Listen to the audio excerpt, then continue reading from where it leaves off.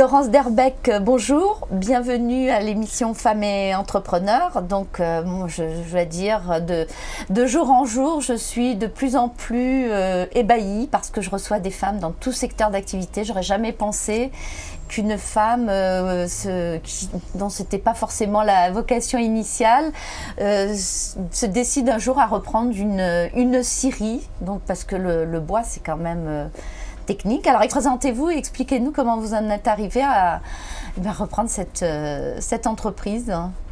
Bonjour à tous. Donc, moi, j'ai repris l'entreprise. C'était une volonté d'évolution, en fait, d'évolution personnelle à un moment de ma carrière où j'en avais besoin. Donc, j'ai recherché une entreprise à reprendre. Et vous étiez dans quel secteur d'activité ? J'étais dans le secteur informatique. Donc, je faisais de l'informatique. Donc, je fais de l'informatique, puis de la qualité, donc du contrôle qualité. Et puis, à un moment de ma carrière, je me suis dit, je ferais bien autre chose. Et comme j'étais entourée de pas mal de chefs d'entreprise, j'ai eu envie de creuser un peu le sujet de la reprise d'entreprise.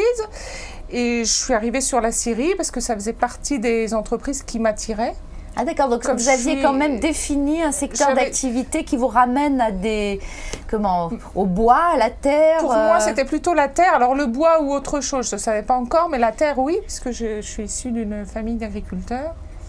Donc j'ai un lien privilégié avec la culture, avec l'exploitation, avec tout ça. Donc dans le petit nombre des entreprises qui correspondaient aux critères que je m'étais fixés pour reprendre, celle-là est sortie un peu du lot parce que je la connaissais parce que j'étais cliente notamment. Et je me suis dit, pourquoi pas celle-là. Voilà. Alors, comme vous vous êtes dit, pourquoi pas, après, comment vous avez réussi à convaincre les autres ? Parce qu'une femme qui arrive dans un milieu qui n'est pas toujours très féminisé, disons, en plus, le bois, il y a quand même des aspects techniques, même si vous avez peut-être toujours été en contact avec la nature et que je sais que on apprend aux enfants à connaître toutes les essences, etc. Bon, est-ce que dès le départ, comment vous avez trouvé des personnes sur lesquelles vous appuyez, du soutien ? La première partie de la reprise, en fait, c'est pas convaincre les autres, c'est d'abord se convaincre soi-même. Oui, il y a une bonne remarque. Qu'on va relever le défi, puis de voir à peu près comment on va se jalonner la route et le parcours. Donc ça prend un petit peu de temps. En ce qui me concerne, ça a pris presque une année. Vous êtes donné le temps quand même Est-ce qu'on y va, est-ce qu'on n'y va pas ? D'accord. Est-ce que c'est pour moi ? Est-ce que je vais y arriver ? Comment je vais m'y prendre ? Okay. Ça, c'est bon. Puis après, un jour, on se dit, bon, allez, on y va. La deuxième partie, ça a été convaincre les... Excusez-moi, je vous interromps. Qu'est-ce qui vous a donné l'impulsion à ce moment-là, puisque ça faisait 1 an que vous travaillez là-dessus ? Est-ce que c'est quelqu'un qui vous a dit bon, allez, cette fois, maintenant, c'est bon, on a assez étudié, ou est-ce que c'est vous simplement qui vous êtes sentie prête ? Bon, je pense que c'est moi qui me suis sentie prête. Enfin, moi et mon entourage familial, plus les personnes et qui vous accompagnaient, qui m'accompagnaient, je me suis dit je suis prête pour reprendre. Bon. Et celle-là est dans le cadre de ce que j'ai envie de refaire. C'est plus nécessaire d'attendre, allons-y, passons-le. Après il faut passer le cap, il faut monter le scénario de reprise parce que ça a été ça qui a été quand même aussi compliqué sur la deuxième partie de reprise. Puis la dernière c'est effectivement la partie opérationnelle. Voilà, c'est là que tout commence en fait, la prise en main de l'entreprise. Oui. Donc, alors vous avez été accompagnée plus particulièrement par qui ? Donc j'ai été accompagnée par plusieurs instances régionales et départementales, notamment Ionactive, Yen Développement. D'accord. Et alors vous reprenez cette entreprise en main, donc comment ça se passe, je dirais, à ce moment-là ? Donc avec les salariés, le fait que vous soyez une femme, est-ce que ça leur semblait bizarre ? Est-ce que vous avez eu des difficultés à ce niveau-là ou c'est passé comme une lettre à la poste ? Il n'y a pas eu de souci particulier parce qu'avec les vendeurs, on a vraiment organisé la reprise sous forme d'un partenariat et puis d'un projet commun en fait. Et dans l'entreprise, il y a déjà une femme qui était... Donc vous n'étiez pas la voilà, seule. donc ils étaient habitués à travailler avec une femme. L'entreprise était familiale depuis 3 générations, donc on a changé de famille, mais on a gardé l'esprit familial, parce qu'on est quand même une petite structure dans le monde des scieries, on est tout petit, nous. Et qu'est-ce qui a été pour vous le plus difficile dans le cadre de cette reprise ? Les aspects techniques vous ont, par rapport à d'autres aspects, été en premier plan, ou qu'est-ce qui vous a donné le plus de mal ? Le plus de mal pendant la reprise, ça a été le montage des financements. Oui. Avec C'est ce que et puis nous des disent tous les financements et puis de repreneurs. la partie confiance, quand il faut donner confiance dans le dossier, quoi, pour lever les moyens financiers nécessaires. Donc ça a été vraiment compliqué. Parce qu'on a eu des éléments, des freins, et bon, c'était sur des arguments un petit peu qui tournaient autour de différents points qu'on n'a jamais vraiment réussi à élucider. Vous pensez que le fait d'être une femme, parfois, ça pose problème? Voilà, donc il y avait le fait d'être une femme, donc dans un monde un peu masculin. Bon, évidemment, les apports et les cautions et les garanties qu'on peut apporter sur l'argent qu'on demande en prêt, plus la partie compétences, parce que c'était quand même assez... surprenant de voir une informaticienne arriver dans le monde du bois. Dû faire donc les trois critères et les trois sujets étaient toujours intimement liés pendant la reprise, et ça a été alors compliqué. Les clients, donc est-ce qu'il y a eu, vous avez eu l'impression qu'ils ont eu des instants de doute, ou que de toute façon non, pour eux ça a été une continuité dans le service? La réalité du chiffre fait qu'ils ont considéré qu'il y avait une continuité. Donc ça a été positif, et c'est quasiment gagné. On est presque à un an de la reprise. Donc sur la première année, je n'ai pas constaté de perte de clientèle ou liée directement à cette reprise. Bon, il y aura peut-être une érosion, enfin il y a la crise, il y a tout ça, mais lié à la reprise de manière directe, j'aurais du mal à dire qu'il y en a eu, quoi. Alors, donc aujourd'hui, vous êtes en étape de consolidation, oui. Donc parce que quand on reprend, il ne s'agit pas ça, les femmes le font d'ailleurs très très bien, parce qu'elles n'arrivent pas en terrain conquis, c'est moi le chef, voilà, on va faire comme ci, comme ça désormais. Donc d'abord on découvre, on consolide, et vous avez des projets ambitieux pour développer cette entreprise. Vous dites... Bon, il va falloir quand même que je prouve que je peux aller plus loin, donc... Oui, des projets de développement, je n'ai pas beaucoup de recul encore pour l'instant, donc mon premier souci, c'est vraiment d'assurer la partie production et de vraiment... Vous êtes dans une clientèle de proximité. On est dans une clientèle de proximité. En fait, on a une clientèle divisée en trois domaines d'activité, enfin 3 zones de chalandise, en fait. On a des artisans, des particuliers et des industriels. Donc ça donne en fait une configuration intéressante pour travailler.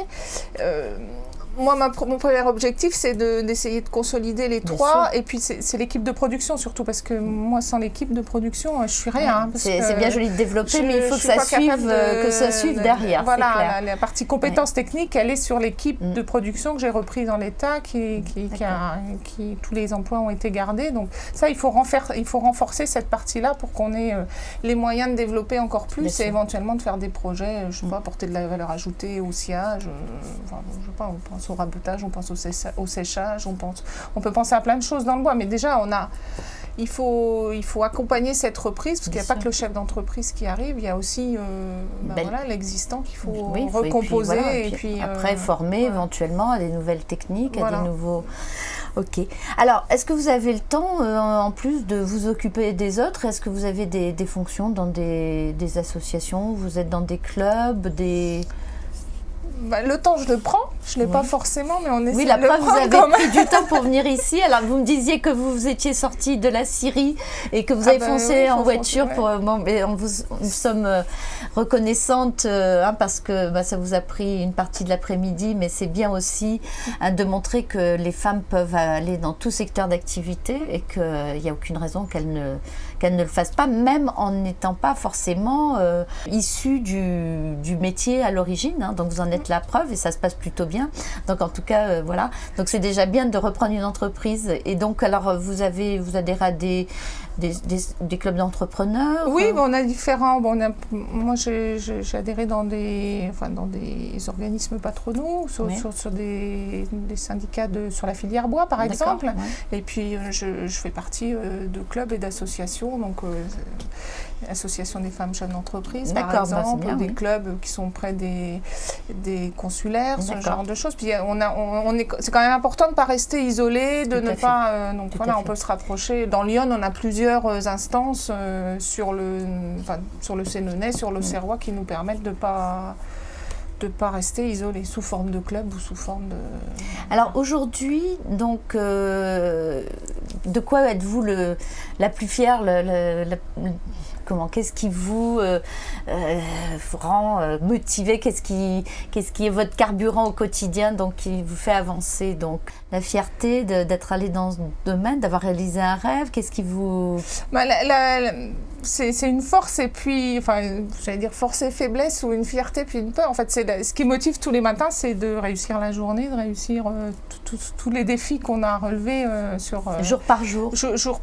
Moi, je viens d'arriver, je n'ai pas beaucoup de recul encore, donc c'est le quotidien qui prend le dessus encore, parce que ça fait pas tout à fait un an et puis c'est quand même un petit peu de temps. Mais ce qui fait marcher tous les jours, c'est la réussite, quoi. C'est vraiment de se dire, il faut réussir, et pour les clients, et pour l'entreprise, et pour les équipes, aussi. Et pour nous. Et voilà, c'est vraiment la réussite, le moteur du... Alors, qu'est-ce qui pourrait, à votre avis, pousser plus de femmes à aller justement vers la reprise, parce qu'elles sont pas très attirées par la reprise d'entreprise, et c'est dommage parce qu'il y a beaucoup de petites entreprises comme celle que vous avez reprise qui demandent dont les dirigeants souhaitent prendre la retraite, donc qui pourraient être reprises. Alors, qu'est-ce qui pourrait faire progresser justement d'une manière générale l'entrepreneuriat des femmes, et puis surtout qu'elles s'orientent plus vers la reprise d'entreprise? S'orienter vers la reprise, je ne sais pas, parce que soit reprendre ou créer, je pense que il n'y a pas de critères féminin ou pas féminin. L'un ou l'autre est compliqué et dur, et il faut... Oui, mais les femmes vont beaucoup moins vers la reprise que les hommes. Et voilà. Bon, il y a moins de créatrices aussi, mais c'est vrai que souvent on dit c'est une question de moyens financiers, mais bon, tout le monde... Je suis pas convaincue que ce soit que la partie financière, parce que la partie financière, c'est un sujet à traiter, mais on a des solutions. Là. Moi, j'en ai eu, j'ai des gens qui m'ont aidé, il y a des structures qui sont là pour ça, qui nous accompagnent. C'est peut-être la volonté aussi. Je pense qu'il y a un petit problème culturel quelque part. La partie reprise, quand on parle de reprise, souvent on a une partie production, fabrication, et culturellement, là, on a peut-être un petit souci avec c'est pour femmes, ça. Alors c'est pour ça qu'on vous demande de venir témoigner, parce que c'est vous qui êtes la preuve finalement que rien n'est impossible, et que même si on n'a pas trop de moyens, même si on n'est pas du métier, à partir du moment où on est professionnel, qu'on se fait bien accompagner, il n'y a pas de raison de ne pas y arriver, justement de réussir. Je pense que partout il y a une volonté, on peut trouver un chemin, quoi. Après il faut le faire, mais a priori il n'y a pas de raison d'arrêter sous prétexte qu'on est une femme, quoi, parce que c'est...